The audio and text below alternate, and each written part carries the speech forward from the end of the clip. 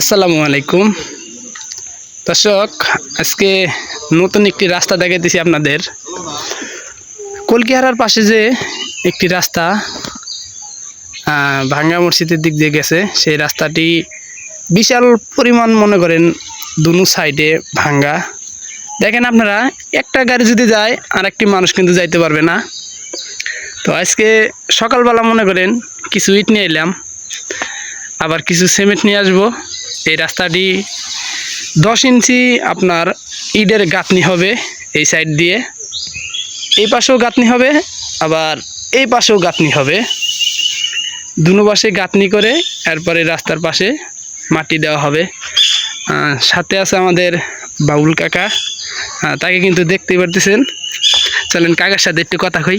আসসালামু আলাইকুম। ওয়ালাইকুম সালাম। ভালো আছেন কাকা?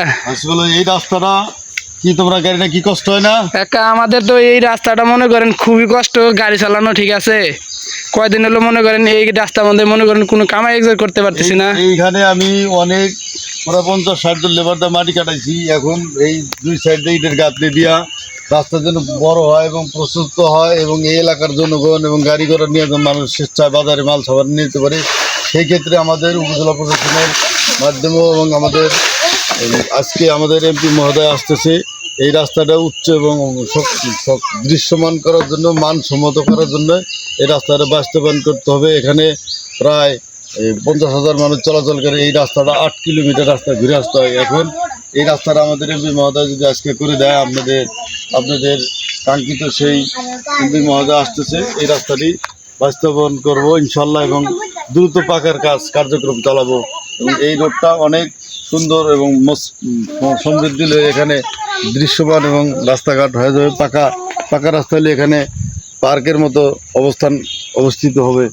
এই বলে আমার কথা শেষ করছি এবং আপনাদের সার্বিক সহযোগিতা চাচ্ছি। আপনারা স্বেচ্ছায় এখানে সবাই আসবেন এবং সহযোগিতা কোনো পরামর্শ দেবেন।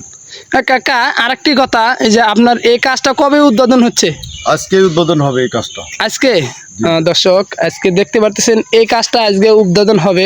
এর আগে কাকা এই জায়গায় মাটি দিয়েছিল, আপনারা ভিডিওটা ছাড়তে পারি নাই, তবে আজকে ভিডিওটা ছাড়লাম। গভীর ছিল এই জায়গায় প্রচন্ড পরিমাণ গভীর ছিল, কিন্তু এই গভীরটাকে বাস্তবায়ন করা, গভীরটাকে আমরা আগেই মাটি কাটছি প্রায় 2 মাস আগে। এখন শক্তিশালী করার জন্য দুই সাইডে ইটের গাঁথনি দিচ্ছি, গাইডল দিচ্ছি এবং মাটি আরও দিব, ভরাট করবো। আসসালামু আলাইকুম।